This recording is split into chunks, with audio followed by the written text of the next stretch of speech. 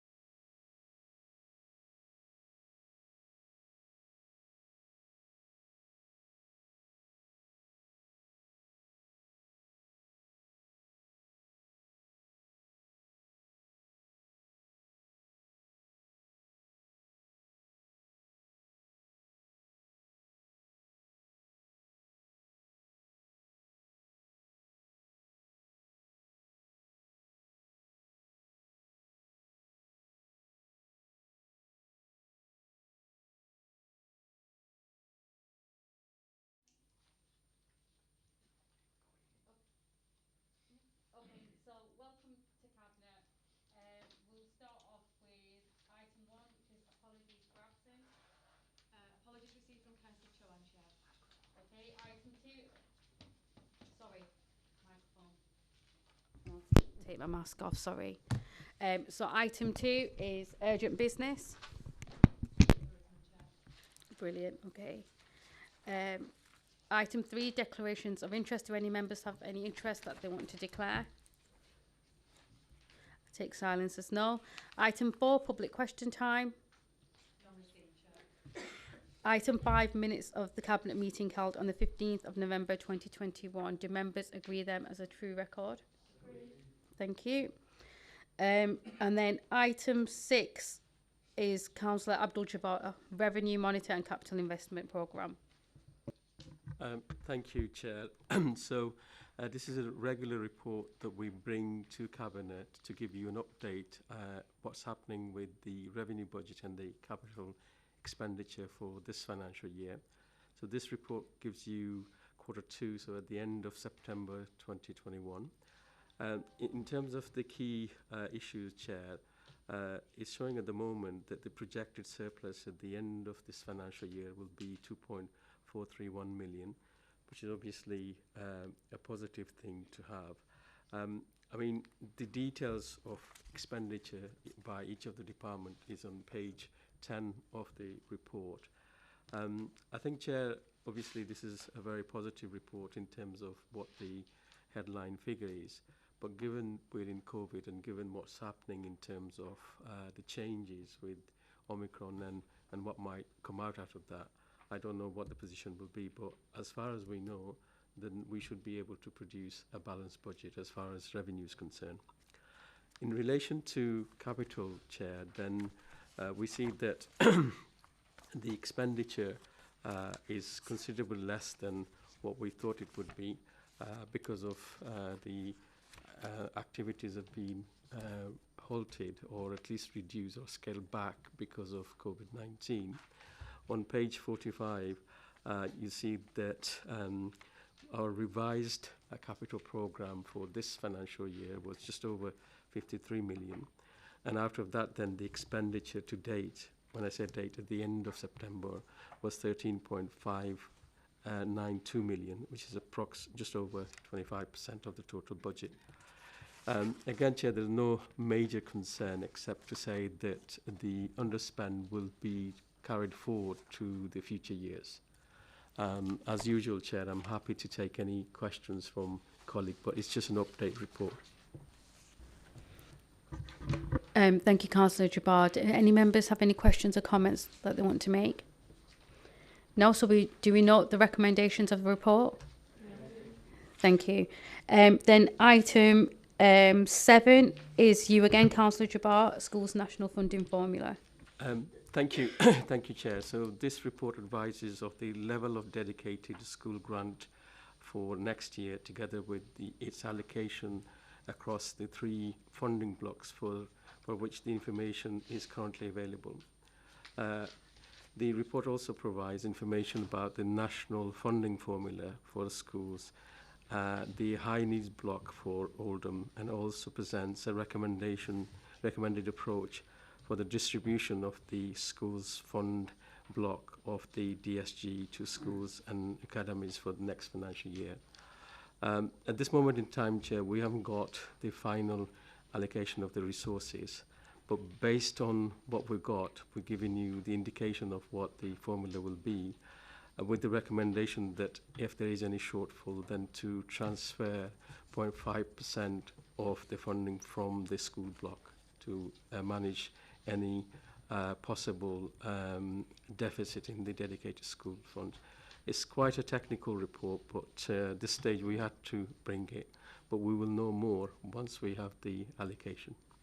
Again, Chair, I'm happy to answer any questions, and obviously this is Councillor Shahid Mushtaq's portfolio as well, if there's anything you would like to add, Shahid. Thank you, Councillor Jabbar. Thank you, Councillor Mushtaq. Does anybody have any questions or comments on that item?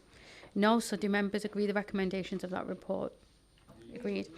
Okay, so the next item is item 8, which is mine. So this is the heads of terms for the disposal of the land for the North Chad School, Free School. So in February 2021, the Secretary of State of Education decided and approved the application made for Chadderton Primary Academy as a mainstream non-faith mixed primary school with nursery provision in Oldham. So this report just considers the final details of the heads of terms for the agreement for the disposal of the land to support the new school requirements, and requests delegations to the directors to progress the details. The heads of term are in Appendix 1 for the school site, and they've been provisionally agreed and now need to be approved between the Council and Harmony Trust and the Secretary of State for Education via granting a 125-year peppercorn lease of the school site to the Free School Trust before the main construction works begin. So it's a pretty straightforward and a technical report in that. Do members have any questions and comments on that report? No? Okay, do members agree the report? Okay, then item 9 is me again, so it's land at Salmon Fields. So again, the purpose of the report is to approve a 50-year lease of the land at Salmon Fields, Royton, to the Northern Care Alliance NHS Group for the use as a community diagnostic and healthcare facility. Following the planning approval last week, I think it was.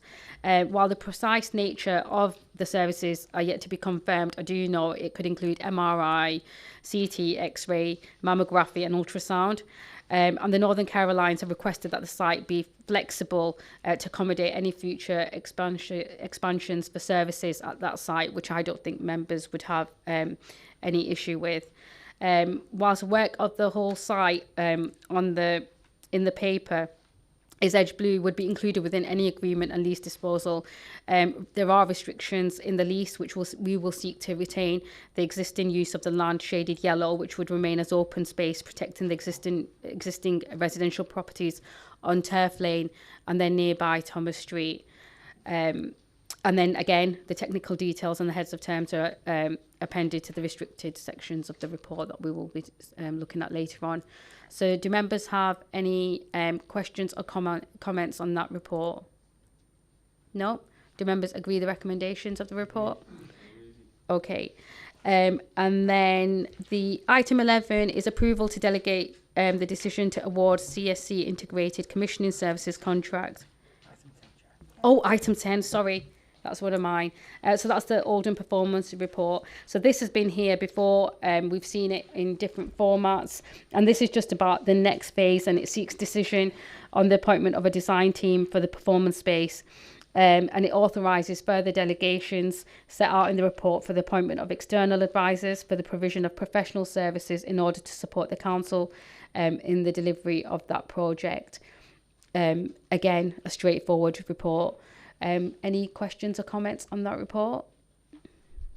No? Okay. Do members agree the recommendations of that report? Agreed. All right. So sorry for jumping the gun, Councillor Morse, but item 11 is yours. Thank you. This paper seeks to approval to authorise the Managing Director of Children and Young People to make a delegated decision regarding a contract for a variety of children's social care services, which are detailed in the report. And that contract would be operational from the 1st of April 2022.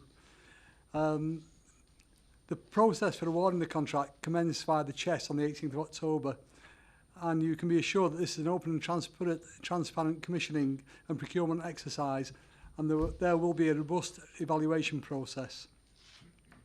Accepting this recommendation would guarantee the service continuity and will ensure that the statutory responsibilities to continue will be met.